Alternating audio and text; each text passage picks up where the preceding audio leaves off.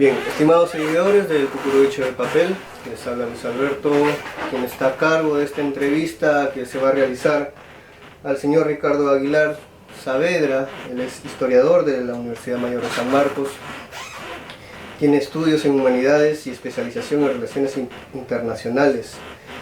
Entre sus áreas de investigación destaca lo que es la cultura afrodescendiente y que va a ser el tema el día de hoy. Agradecemos de antemano, Ricardo, por tu tiempo, ¿no? De poder estar aquí con nosotros y sobre todo, bueno, hablar de un tema tan importante para nosotros como peruanos, de saber cuál es nuestra cultura, que muchas veces se ha podido confundir a veces en términos hasta raciales y discriminatorios, ¿no? Entonces, bueno, para empezar, sabemos que eres historiador, te has encargado básicamente del estudio de la cultura afroperuana, pero hay un término que quisiéramos saber de cajón, ¿no? ¿Qué diferencia hay, por ejemplo, en lo que es hablar de afrodescendiente y afroperuano? ¿Qué nos podrías decir respecto a ello? Bueno, primero agradecer la entrevista y desearle los mejores éxitos a El Cucurucho de Papel. Yo creo que va a ser una propuesta interesante para poder difundir el folclore, y como veníamos conversando, lo que se quiere es que la gente entienda un poco más acerca de la cultura, que no simplemente se repite y se reproduzca como a veces solemos hacer. A tu pregunta, el término afroperuano tiene que ver con la afrodescendencia específica en el territorio nacional. Así como hay afroperuanos, el término, existen también afrocolombianos, afrobolivianos, afrocostarricenses, y podemos seguir hablando, ¿no? Los afrodescendientes en realidad se reconocen como todos aquellos que son descendientes de la diáspora africana, de los siglos que fue, digamos, efectiva la esclavización de hombres y mujeres del continente africano, desde el siglo XVI hasta el siglo XIX. Todos ellos se reconocen afrodescendientes en el mundo, y en el caso peruano nos reconocemos como afroperuanos. Es lo mismo que antes se utilizaba el término de cultura negra por mucho tiempo, y de hecho el término negro es un término que viene de la época colonial para diferenciar entre superioridad blanca, mundo indígena andino y los negros esclavizados. Ese término negro, a partir de la década del 50, pero ya con mucha más fuerza a partir de los 90 y desde el 2000, en específico desde la conferencia de Durban en Sudáfrica, se cambia el término y se propone ya no utilizar el término culturas negras, sino afrodescendientes. Algo bien popular que suelen decir es que a Durban, a la conferencia, entraron siendo negros y salieron siendo afrodescendientes, ¿no? Que trata de poner en relevancia también la categoría y la dignidad humana de todos esos hombres y mujeres a lo largo de la historia, porque sabemos que fueron esclavizados por mucho tiempo y que la propia esclavitud le quitaba la dignidad humana a las personas. Reconocerlos como personas afrodescendientes es un paso importante. Y justamente que estabas hablando de los afrodescendientes, por ejemplo, se sobreentiende que los afrodescendientes, por su propia terminología, vienen lo que es del África, ¿no? Cuando los españoles llegan al Perú, traen consigo sus propios esclavos, que son del África, ¿no? Entonces, hace no mucho escuché hablar de un antropólogo, Carlos Baldión, en el cual mencionaba que mucho se refiere al afrodescendiente sin saber quiénes son los del África, ¿no? Por ejemplo, si hablamos del continente africano, no solamente hablamos de personas con tez, ¿no?, oscura, negra. Están también los que son de Marruecos, Libia, ¿no?, que no necesariamente son de tez oscura, ¿no? O como anteriormente ya mencionabas, cultura negra. Sin embargo, a lo que ha prevalecido acá en el Perú es básicamente eso, ¿no? Personas, esclavos, ¿no?, de tez negra, tez oscura, y el cual entendemos que a ellos se les denomina afrodescendientes, ¿no? A través de la historia se ha podido confirmar, hablando de hechos históricos documentados, se ha podido confirmar que todos los esclavos afrodescendientes, ¿no? Han sido obligados o necesariamente traídos del África, según a la época de los españoles cuando llegaron aquí al Perú. Sí, claro, es bien interesante lo que tú señalas porque justo ahora se celebra, bueno, acabamos de pasar en octubre, el Día de la Unidad de la Amistad, peruano-africana, que se celebra entre Perú y las naciones africanas cada 19 de octubre. De hecho, el Perú solamente ha tenido una embajada del África subsahariana. Lo que ustedes escuchen llamar como África Negra es el África del desierto del Sahara hacia abajo, donde están países como Ghana, Zambia, Nigeria, Mozambique, Angola, Togo, hasta Sudáfrica, ¿no? Que está en el extremo sur del continente. Pero se reconoce como afrodescendientes generalmente a las personas fenotípicamente oscuras o descendientes de los esclavizados con todo el proceso de esclavitud, porque es la mayor parte de África. Sin embargo, no son los países con mayor poder adquisitivo en África. Sabemos que el Reino de Marruecos tiene una economía mucho más desarrollada que, por ejemplo, Zambia, o el mismo Egipto, o Libia, países del norte, no son fenotípicamente oscuros, sino vienen de otro mestizaje cultural, claro, ¿no? Pero también se consideran africanos. Pero siempre que hablamos de afrodescendencia en términos generales y en términos históricos, estamos haciendo énfasis en descendientes de las personas que sufrieron el proceso de esclavización, desde los siglos XVI al siglo XIX, incluso hasta parte del siglo XX en algunos lugares, ¿no? Claro. Sí se ha documentado, por supuesto, de que la mayor cantidad de esclavos provinieron de África. Hay datos históricos importantes que en la época colonial Lima tenía 1/3 de población esclavizada. Lima, y no estamos hablando de la Lima enorme desde Ventanilla hasta San Juan de Lurigancho que tenemos ahora, sino estamos hablando de una Lima bastante condensada aquí en el cercado de Lima, amurallada es más. Pero incluso esa Lima estaba llena de personas afrodescendientes. Por eso es que la cultura que se va gestando en Lima es una cultura que tiene mucho de aporte afrodescendiente. Entonces podemos decir, basándonos a lo que acabas de comentar, la cultura afroperuana que hoy en día se conoce, ¿no? Viene derivado, o sea, es derivado de aquellos esclavos negros que fueron traídos del África. O sea, estamos hablando solamente que esa descendencia de esclavos es a la cual hoy en día, a través de los siglos, ¿no? Ya se puede considerar como cultura afroperuana o una raza afroperuana, por decirlo así, ¿no? Claro, allí tú estás señalando un término bien interesante. La cultura afroperuana es el crisol a través de los siglos de esta diáspora africana, ¿no? Obviamente que este intercambio, incluso intercambio genético, también pasa con mezclas entre el mundo andino, entre el mundo amazónico. Por eso es que hoy, 2022, hay personas afroperuanas que viven en Madre de Dios y que son, por el lado materno, amazónicas y por el lado paterno, afrodescendientes, ¿no? Entonces, y eso es en general. No, en la actualidad ya no se maneja el término raza, al menos científicamente, porque el término raza alude al siglo XIX, a la diferenciación que se hacía entre animales y cosas. Tú, para hablar de perros, por ejemplo, o de caballos, o de X animal, o de ganado vacuno, te refieres a raza para ver ciertas características. En el siglo XIX, lo mismo. Se trataba de ver cuál especie humana era mejor, y por eso se denominó raza amarilla, por ejemplo, la raza de las poblaciones asiáticas, raza amerindia, también de las poblaciones indígenas nativas americanas, raza negra, raza blanca, las poblaciones europeas. Ese concepto de raza ya ha quedado desfasado, porque si vamos en términos biológicos, los afrodescendientes, los chinos, los japoneses y los europeos conforman genéticamente la misma variable humana. O sea, no es que sean otra raza, ¿no?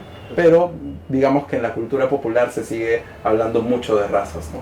Sí, hoy en día, al menos con el tema discriminatorio, que incluso se ha prohibido, creo, en algunos post, publicidades, ¿no? Hablar el término negro, negra, ¿no? Un poco sensible esa palabra, ¿no? Hoy en día, ¿no? Sí. Hablando un poco más de la época colonial, o cuando llegaron los españoles acá con sus propios esclavos, ¿hay algún dato o hay algún argumento, algo que se haya podido demostrar de cómo los esclavos en aquella época celebraban? ¿Cómo era su vestimenta, por ejemplo? ¿Cuál era su manera de celebrar? Porque obviamente los hacendados les prohibían incluso dormir juntos, ¿no?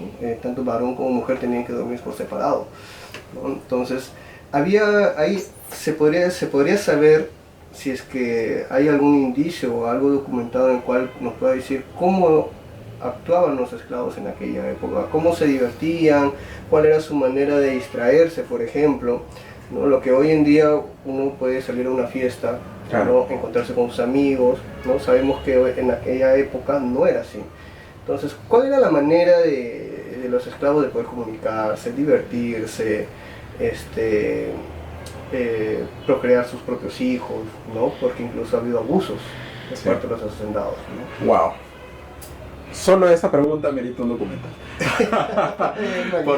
porque en realidad has hecho referencia a varias cosas. A ver, pero primero habría que entender que en el caso de los esclavizados, y me vas a escuchar que yo digo no esclavos, sino el término esclavizado, porque hay una diferencia también en ello, porque ellos fueron hombres y mujeres libres, que fueron sometidos a un proceso de esclavización, ¿no? Entonces, ahora desde las ciencias sociales se trata de manejar más el término esclavizado, ¿no? Pero es válido también decir esclavo, no te preocupes. Ellos fueron utilizados como mercancía. Y si partimos de esa premisa del ser mercancía, tiene mucho que ver las restricciones que vas a poder tener en la vida cotidiana. O sea, no vas a tener evidentemente las libertades, ni una libertad absoluta, ni las libertades cotidianas de poder desempeñarte en lo que tú quieras, ¿no? Sin embargo, cada vez hay más investigaciones de que la esclavitud como tal no es esa esclavitud, al menos en el caso peruano, siempre hay que matizarlo, no es esa esclavitud 100% rígida que vemos en las películas, ¿no? O sea, siempre son productos cinematográficos, hay que verlo así. Se sabe aquí, hay una historiadora muy, muy admirable que ha escrito varias cosas sobre el tema de la mujer afrodescendiente, sobre todo Maribela Relucea, que los esclavizados y las mujeres esclavizadas tenían ciertas libertades, podían incluso ejercer otros oficios, podían ahorrar dinero de estos oficios menores, venta de tamales, venta de otras comidas, trabajos en distintos lugares, etcétera, para poder luego comprar su libertad. O sea, no es simplemente una institución rígida, fue una institución dura, sin embargo, con castigos y con todo ello, pero habían ciertas licencias. Los esclavizados podían litigar, por ejemplo, podían enfrentarse en un juicio para ganar su libertad o poder ganarle ciertos derechos a un amo, podían querellar. Entonces hay allí varias cosas que matizar, ¿no? Sobre tu pregunta acerca de las formas de divertirse, yo creo que tendríamos que pensar en dos espacios para hablar de eso. La población afroperuana, tenemos que ubicarla, porque vamos a hablar solo del caso peruano, en dos espacios generalizados. Uno son las ciudades, donde los trabajos de los afrodescendientes, hombres y mujeres, estaban dedicados al servicio doméstico, a aprender ciertos oficios. Ya tienes carpintero, velador, etc. Y otro espacio, aparte, es las zonas agrícolas, las haciendas, ¿no? Entonces, esos espacios, por más de que en esa época había mucho contacto entre haciendas y ciudad por el intercambio de productos, tenían sus propias dinámicas, ¿no? En la zona de las haciendas, la forma de festejar tenía que ver mucho también con la religión, con las costumbres religiosas. Por ejemplo, hay una tradición muy famosa en el Cusco, que se celebra la danza de los negritos de Paucartambo, tú habrás escuchado de ella, sí. Y esta danza es con máscaras de gente oscura, porque cuenta la tradición que en esa zona habían esclavizados que pidieron permiso al dueño de la hacienda para salir a adorar a la Virgen del Carmen, si no me equivoco, es la de Pau Cartambo. Sí. Sí, entonces esa tradición lo manda la misma danza que hasta ahora se reproduce. Entonces una forma de festejar era salir en las épocas festivas. En las ciudades ya la lógica era un poco diferente, ¿no? Sí, habían casas de reunión, había callejones, habían quintas, ¿no? Claro. Donde se podían desempeñar. Y también hay que tener en cuenta que no toda la población afrodescendiente eran esclavos. Eso es importante tenerlo. Había mucha población que eran libres. Mucha población que eran libres o que ya habían comprado su libertad o que el dueño había muerto y en su testamento dejó que se le diera la libertad, entre otros detalles. La esclavitud fue un fenómeno que se pasaba por la sangre materna. Quiere decir que si tú eras un hombre libre y tú tenías un hijo con una esclava, la mujer esclavizada, iba a pasarle la esclavitud al hijo. Entonces este hijo iba a nacer esclavo, por más de que tú seas libre, ¿no? Siempre se pasaba por el vientre, decían. Por eso es que José de San Martín, cuando llega aquí, hace la libertad de vientres, ¿no? Claro. Declara de que ya no iban a nacer más esclavos, ¿no? Pero no quiere decir que ya no iban a haber esclavos, sino que ya no iban a nacer por el vientre materno, ¿no? Entonces, eso para sintetizar toda la pregunta, ¿no? Claro, sí. Sí. Respecto a hablando un poco sobre lo que es las danzas afroperuanas que ya anteriormente ya has comentado respecto a la libertad que tenían los esclavos, ¿hay alguna referencia de cómo saber cuáles fueron las primeras danzas afroperuanas, o sea, como tales, acá en el Perú? No, en realidad eso es un término, es un tema muy complicado porque que no tenemos registros históricos. Las recreaciones que se han hecho es, por un lado, la cultura popular que ha ido pasando los aprendizajes de generación en generación. Tenemos al gran Porfirio Vázquez, por ejemplo, que recopiló y fue uno de los primeros profesores de las danzas que hubo aquí en Lima. Recordemos que Porfirio Vázquez era del norte de Lima, de Aucayama, una zona muy cerca a Huaral, era una zona agrícola. Y muchas de estas danzas tienen que ver con las cuestiones agrícolas, del campo, con la religiosidad también, porque la herencia africana y la religiosidad africana tiene que ver con eso, con la gratitud hacia la tierra, la gratitud hacia el sol, la gratitud por la comida, por el agua, etc. Pero no podríamos saber a ciencia cierta cuáles son las primeras danzas que se crearon, ¿no? Porque siempre la cultura está en constante construcción. Sí se sabe que las danzas más antiguas o los pasos de danzas más antiguas tienen que ver con la ritualidad. Esta ritualidad que trajeron hombres y mujeres africanos. Y aquí tengo que hacer un paréntesis porque a veces vemos a toda África como un país, como si todos los africanos hubieran hecho lo mismo. Y vinieron de diferentes zonas de lo que hoy son Angola, Mozambique, Togo, y en otros países llegaron más afrodescendientes de zonas de Nigeria o de zonas de más al norte, de Zambia, por ejemplo. Y en otros lugares llegaron incluso de la costa de Madagascar. Eso hace que las tradiciones afrodescendientes no sean iguales. Compartan ciertos elementos, que luego podemos hablarlo, pero no son iguales en ningún lugar.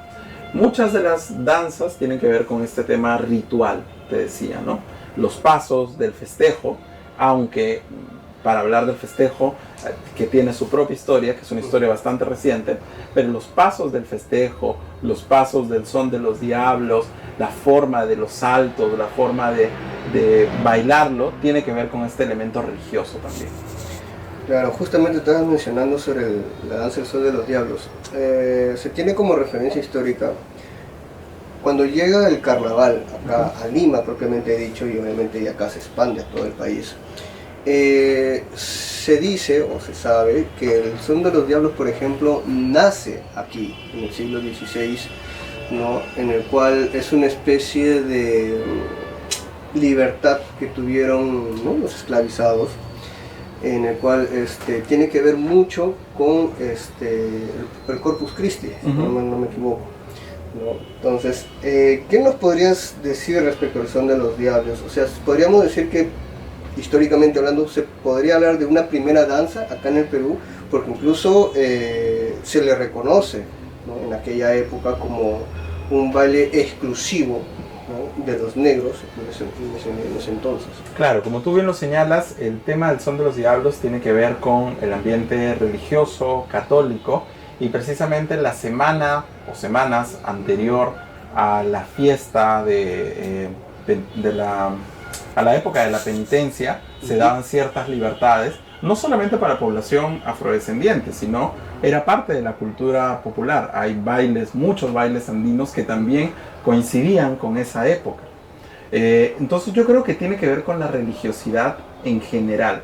Recordemos que el Perú, a diferencia quizá de zonas como Colombia o quizá también como Argentina, el Perú era el centro del virreinato. Claro. Lima era la ciudad más religiosa en el siglo XVII. Hay estudios donde habían tantos beaterios los lugares donde iban las beatas a vivir, como casas en Lima. O sea, casi todo Lima era religioso, por eso nuestros santos, San Martín de Porras, Santa Rosa de Lima, Santo Toribio de Mogrovejo, entre otros, vienen de ese siglo. Y ese siglo también es el origen del siglo del Son de los Diablos, porque precisamente el uso de máscaras, el uso de alegorías al diablo, de alegorías a la religiosidad, tiene que ver con esa suerte de permiso, como tú bien lo has señalado, que tenían los afrodescendientes para en esa época incluso burlarse de los dueños, de los hacendados. Solamente en esa época. Era una suerte como licencia. Era un espacio para ellos. Exacto, como licencia social. Sociólogos y antropólogos han identificado en el carnaval, no solamente aquí, sino en estudios globales, como una especie de licencia para que las propias sociedades se regulen o se autorregulen, ¿no? Las danzas también sirven para eso. Y en efecto, el Son de los Diablos representa estereotipos de población afrodescendiente. Eran bailados por afrodescendientes, se generaban comparsas muy grandes de personas afrodescendientes, y eso se ha ido perdiendo con el tiempo, ¿no? Hay cada personaje en el Son de los Diablos, el Diablo Mayor, y algunos otros personajes que tenían que ver con el tema de las haciendas, los capataces, incluso estos saltos también era una alegoría misma. El Son de los Diablos tiene una riqueza conceptual increíble, que todavía no se ha estudiado a profundidad, creo yo.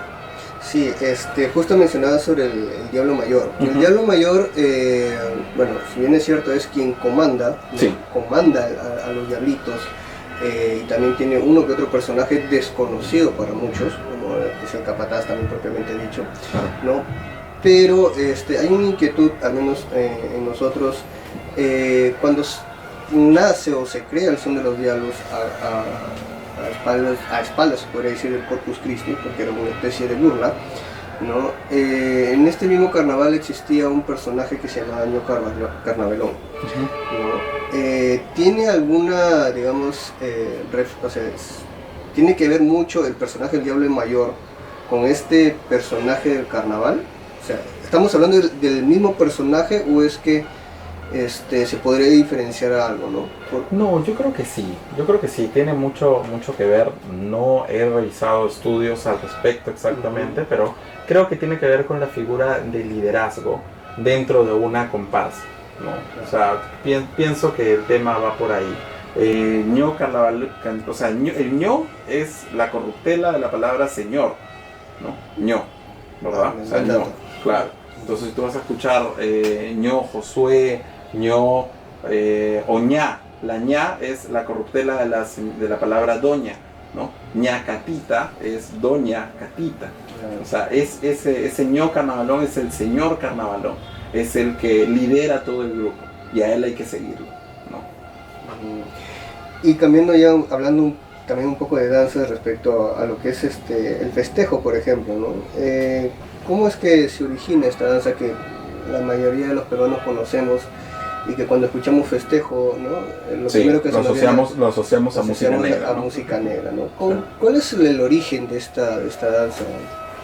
Wow, esa es una pregunta sumamente rica y compleja, y a mí siempre me gusta decir, aunque me gano la Inquisición por esto, que el festejo no es una danza afroperuana antigua.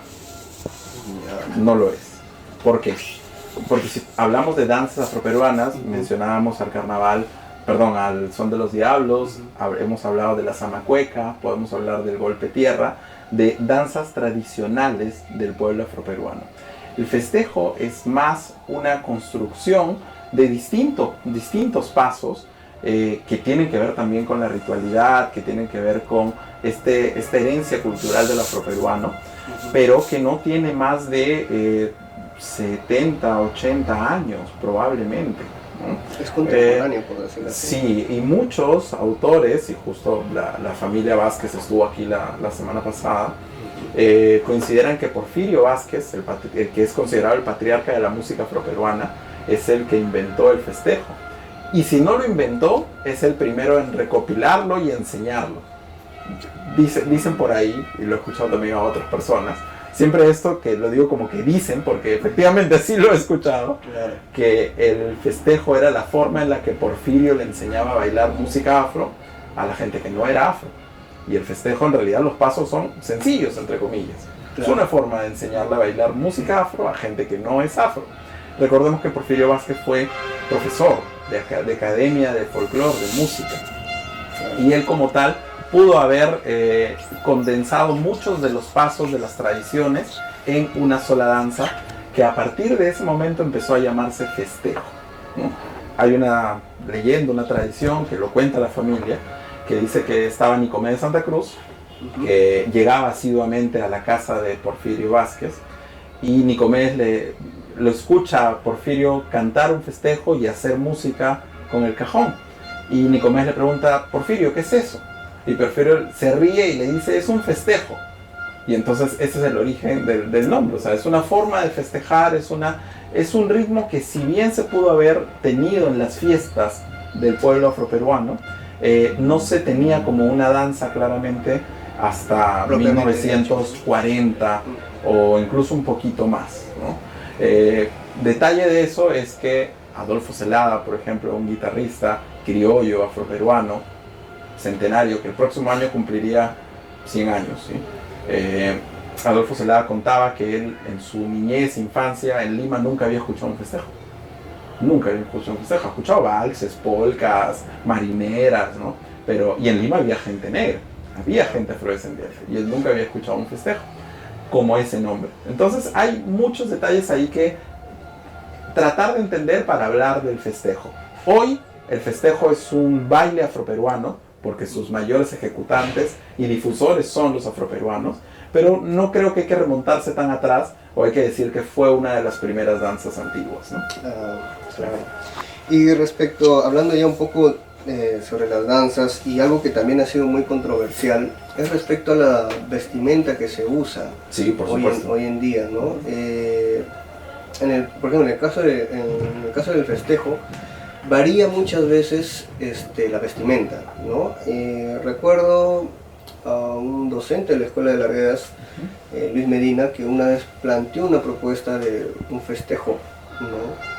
O música afro, como lo dijeron en su momento, en el cual se veía a los bailarines o los danzantes con una vestimenta muy antigua, por decirlo así, donde solamente el esclavo tenía un pantalón, dorso descubierto, ¿no? Las mujeres faldones, a veces tapadas de cierta manera el dorso también. ¿Qué nos podrías decir respecto a la vestimenta, por ejemplo, en las danzas ya propiamente dicho afroperuanos? ¿Se puede identificar o se podría decir que ha sido tal cual como se inició? O sea, hoy en día ¿se perdura eso hoy en día? No, yo creo que esa es otra de las preguntas que merece un documental, solo hablar de la vestimenta. Porque en realidad, cuando hablamos de vestimentas del pueblo afroperuano, tendríamos que hablar de la vestimenta de trabajo de hombres y mujeres, ¿no? Claro. Depende de lo que trabajabas. Si eras carpintero, ibas a tener un traje para trabajar en tu taller, pero si trabajabas en el campo, tenías el sombrero y muchas veces el dorso desnudo, y un pantalón de faena de trabajos, y muchas veces sin zapatos. Entonces siempre tiene que estar asociado al tipo de trabajo en el que te desempeñabas, ¿no? Y ahí viene la controversia del festejo, porque al no ser una danza, tú en el Son de los Diablos tienes una serie de elementos de cómo se vestían para caracterizarse, claro, gracias a Pancho Fierro, porque Pancho Fierro, como magnífico acuarelista, afroperuano además, reconocía los elementos de su cultura y así lo tradujo en las acuarelas. Pancho Fierro, gracias a él conocemos cómo se vestía la gente en el Son de los Diablos, pero no tenemos algo similar del festejo, lo cual corrobora nuevamente de que no es una danza tan antigua, porque si no Pancho Fierro lo hubiera registrado como tal.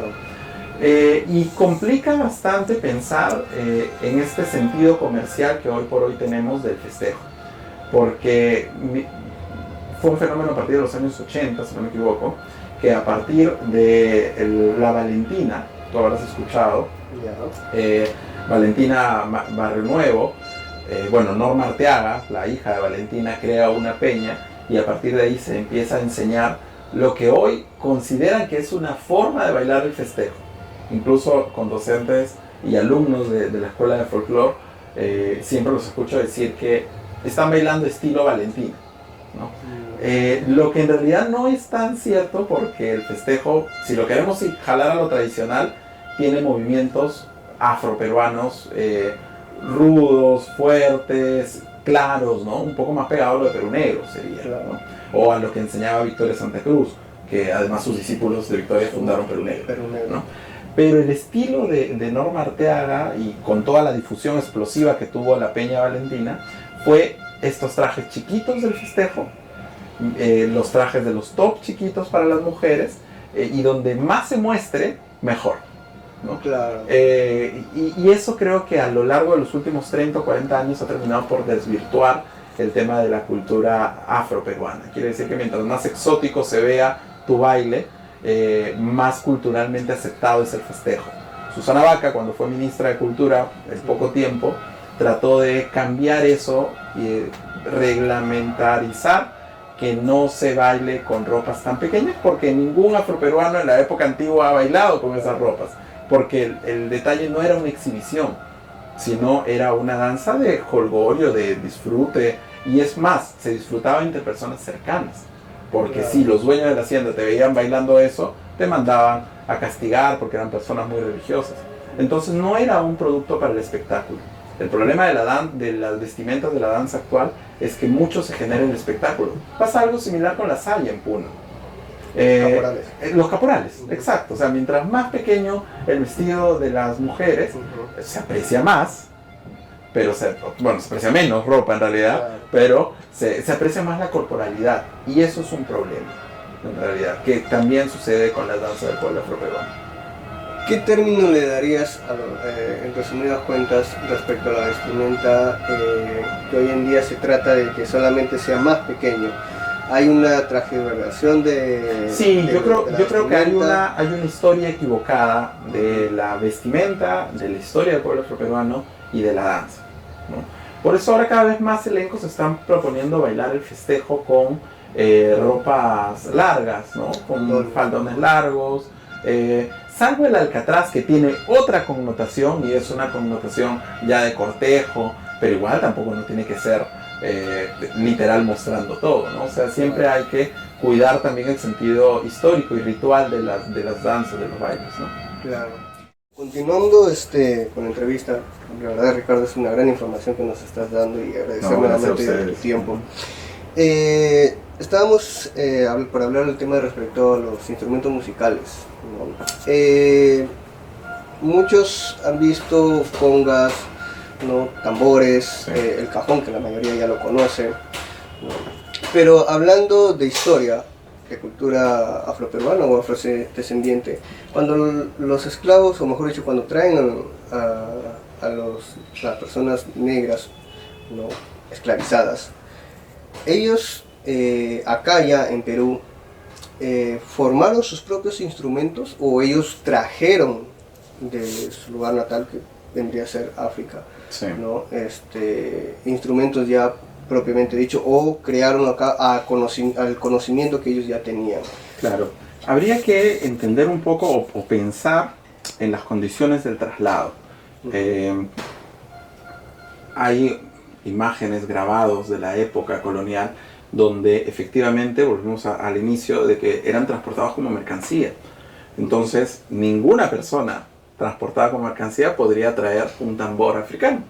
Imagínate, Imagínate el costo para el del barco negrero, así se llamaban en términos de la época, transportar al esclavo y transportar a su tambor. Imposible, ¿no? De hecho, fueron prohibidos los tambores africanos. ¿Por qué? Porque en el virreinato, y al menos en Lima, que era la capital de todo el virreinato, no podía entrar ningún esclavizado, y eso está en los documentos, que no fuera bautizado. Antes de ingresar a Lima tenía que bautizarse, tenía que ser católico. Y tú, para cortar las tradiciones, la religiosidad, les cortabas precisamente lo que utilizaban para la religiosidad, sus instrumentos musicales, sus tambores. Y ese tambor era importante hacerlo saber de que era un tambor hecho de cuero, de parche de ganado, vacuno, ovino, entre otros, con un tronco de un árbol. A veces era un tronco hueco de una sola madera, ¿no? Lo que ahora en la cultura afrovenezolana se llama cumaco, por ejemplo, que son los tambores artesanales, o las congas, que tú hacías mención al Caribe. Esos son instrumentos que precisamente hacen una relación directa con África. No llegaron aquí al Perú, luego vamos a hablar de eso. Aquí en el Perú se utilizaron instrumentos, tambores, dependiendo lo que ellos iban encontrando en la vida cotidiana, ya sea cajas de botellas, por ejemplo, que fueron los antecedentes de los cajones, Claro. que era cualquier caja en la que podía yo percutir, ¿sí? O la cajita que hoy conocemos, que era la antigua alcancía en la que se pedía la limosna, se recolectaba la limosna de las misas, le agregas un palito y puedes tocar la cajita. Por otro lado, en las zonas donde no había ni cajas ni cajitas para hacer cajones, como la costa norte de Saña, Claro. creas instrumentos de percusión con otras cosas, con calabazas, por ejemplo. Lo que es el checo. Así es, o en la zona de Piura, la angara, que es una calabaza, pero más grande, ¿no? Entonces, la quijada de burro, todos estos elementos tienen que ver con la cotidianidad. La quijada de burro tiene que ver con el trabajo que hacían muchos africanos y afrodescendientes en los camales, matando el ganado. Y de estos instrumentos es de donde sale la música afroperuana. Agrégale guitarras, agrégale arpas también, porque el son de los diablos, según las acuarelas de Pancho Fierro, se tocaba con arpa también. Porque el arpa tiene la ventaja de tocar las cuerdas, pero también tiene una gran caja de resonancia en la que puedes percutir. Entonces podías tener a dos personas tocando el mismo instrumento mientras que avanzaban. Existe la idea de que la música afroperuana tiene congas, tiene más percusión, tiene bongos, y eso es un fenómeno ya reciente. Eso viene más de la música afrocaribeña, y a partir de los años 40, 50, 60, incluso antes, muchas bandas de música caribeña llegaron a la zona del Callao, de Lima, Cañete y a la zona norte. Entonces es gracias a esa influencia que muchos músicos afrodescendientes, cubanos por ejemplo, o puertorriqueños o dominicanos, se quedaron a vivir en el Perú. El caso más famoso es de el niño Simons Regueira, Guillermo Simons Regueira, que es el papá de uno de los mayores percusionistas afroperuanos, Macario Nicasio, que es el abuelo de Macarito. Entonces ellos fueron contemporáneos con Nicomedes Santa Cruz, el papá, Claro. ¿no? Y gracias a él fue el que le puso todos los tambores, las congas a la música afroperuana. Entonces eso de los tambores de parche no es antiguo, porque existió una prohibición de tener tambores de parche en la época colonial. Eso ya es un fenómeno del siglo XX, que hoy son parte de la música afroperuana, por supuesto, ¿no?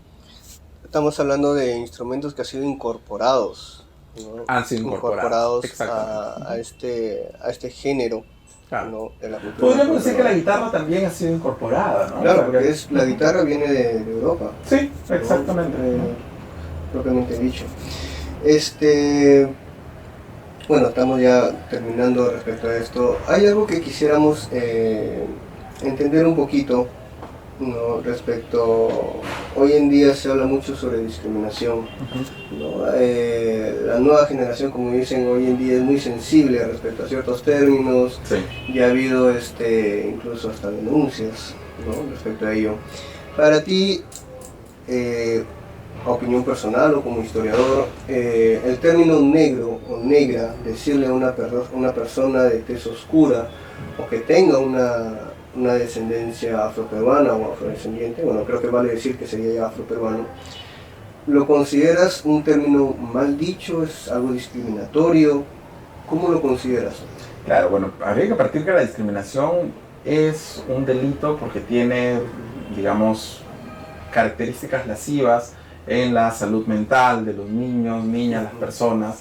Entonces, por eso, no es que ahora la gente sea más sensible, yo creo que ahora la gente reconoce que no son las formas en cómo tratar.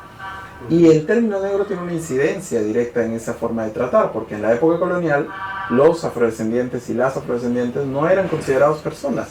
Entonces, entre hacendados, oye, ¿cuántos negros tienes en tu hacienda? Claro. ¿No? O si no, que cocine esa negra, o que vayan a lavar los platos esos negros, ¿no? Porque eran precisamente producto de tu esclavitud. Hoy por hoy, mucha gente aún continúa usando el término de manera despectiva, y creo que ahí está lo problemático. No en el término en sí. Si bien el término sí es rezago de la esclavitud y todo, pero si a mí, como muchas veces lo he dicho, si a mí me dicen, entre mis amigos cercanos, algunas veces nos decimos negro, o entre gente afroperuana a veces se trata de negro, no hay ningún problema porque nos lo estamos diciendo nosotros. O si te lo dice otra persona, estás reconociendo que no hay una carga valorativa negativa en ese término. El problema está cuando el término está cargado de estereotipos raciales. ¿Cómo? Por ejemplo, cuando dicen, esos, y lo he escuchado últimamente, que esos son negros y piensan hasta las 12, ¿no? O sea, que hay toda una historia detrás de ese término, ¿no? O si no, juega bien pues negro, por las puras eres negro y no juegas al fútbol. Entonces, o eres negro y no bailas festejos. O eres negro y no bailas, o no bailas salsa, o no bailas nada. Claro. O eres negro y no cocinas bien. Entonces, hay allí, a pesar de que puede parecer inofensivo, hay una carga valorativa de estereotipos raciales. Entonces creo que eso sí es lo complicado. Y va desde eso hasta decir, no, tú eres negrito, tú no puedes hacer estas cosas. ¿O para qué vas a estudiar? ¿Para qué vas a ingresar a la universidad? ¿Para qué mejor vas a jugar al fútbol? Claro. ¿No? O sea, creo que eso es lo conflictivo del término, ¿no? Y en el tema del folclore hay otro término que mucho se utiliza para hablar del folclore afroperuano, que es el término negroide. Y el negroide va por una distorsión, precisamente, que hay que investigar igual con antropólogos, con todos ellos, con lingüistas, pero desde mi percepción como historiador tiene que ver con esta idea de que no es algo negro, pero que es por ejemplo, un rombo. Existe un rombo como figura geométrica. El romboide es algo que no llega a ser un rombo, o es un rombo imperfecto. Esta idea del negroide tiene que ver con lo negro pero imperfecto. Entonces tiene nuevamente unas características negativas, ¿no? O yo pienso que no está mal decir música negra, porque igual es parte de una comunidad que históricamente se ha identificado como música afroperuana, afrodescendiente, pero lo correcto sería decir música o historia o cultura afroperuana, ¿no? En lugar de decir negroide. Claro, sería algo más más cultural, por decirlo así, ¿no? Más sano, porque hay muchas personas que piensan que este término o bien puede ser discriminatorio, otros lo toman como un juego. Yo tengo amigos en el cual ellos mismos dicen, oye, llámame Nero, ¿no? Ni siquiera negro, me dicen Nero. Claro. No, lo típico, ¿no? Entonces, Pero también hay gente que puede utilizarlo y que se apropia y reivindica ese término para reivindicar una comunidad. Yo tengo un amigo, el Nero Luigi, que es cantante de hip hop, me va a matar, no, rap. Hace hip hop, rap y varias cosas, que de hecho su marca es Nero Luigi, ¿no? O sea, y él mismo se presenta así, él se llama Luigi García, ¿sí? Pero su nombre artístico es Nero Luigi, ¿no? Y lo cual no está mal, porque tú reivindicas también tu herencia y tus antecedentes. Como te digo, lo malo está en cuando lleva una carga valorativa negativa. O sea, para tú cargarlo de estereotipos y hablar de la población afroperuana, afrodescendiente de una manera negativa, ¿no? Bien, Ricardo, una vez más, gracias por tu tiempo, de haber compartido esta información muy valiosa para nosotros y sobre todo saber un poco más sobre la cultura afroperuana que consideramos muchas veces que a veces ha sido olvidada, ¿no? Si bien es cierto, dentro del mundo de la cultura afroperuana podrán saber entre los suyos, como dicen, sobre esto, pero como peruanos creo que debemos saber, ¿no?, qué es lo que nuestra propia historia nos dice, qué nos enseña, ¿no? Y si no sabemos nuestra propia historia, pues no hacemos nada por el país tampoco. Bueno, hay una frase atribuida a Ricardo Palma, aunque algunos dicen que nunca la dijo, o no se encuentra en ningún texto, que dice que el que no tiene de inga tiene de mandinga, ¿no? Entonces, sí, yo creo que no es solo responsabilidad del pueblo afroperuano conocer estos temas, sino de todo el Perú. Así como el pueblo afroperuano tiene que entender también temas del mundo andino, temas del mundo amazónico, porque al final el Perú es diversidad. Y más allá de ser afroperuanos, somos peruanos, que reconocemos en la herencia afro algo importante, pero también somos parte de esa diversidad de culturas, ¿no? Ricardo, muchas gracias. Gracias a ti. Bueno, hemos estado con Ricardo Aguilar Saavedra, él actualmente está encargado del Museo Nacional Afroperuano. Haznos la invitación de poder visitar este museo que tiene mucha historia de nuestro Perú, de esta cultura que en realidad es muy rica y muy bella. Bien, sí, bienvenidos cuando gusten aquí al Museo Nacional Afroperuano. Estamos en Girón Ancash 542, cerca de Lima, al costado del Congreso de la República. El horario es de lunes a viernes, de 9 a 1 y de 2 a 5 de la tarde. Siempre es ingreso libre y sigan la página de Facebook que dice Mesa de Trabajo Afroperuana del Congreso de la República, donde siempre están allí las actividades. Muchas gracias. Gracias a ti, Ricardo. Estaremos viendo de nuevo. Claro que sí. Hasta luego, estimados amigos. En otra oportunidad estaremos conversando mucho más sobre nuestra cultura peruana. Muchas gracias.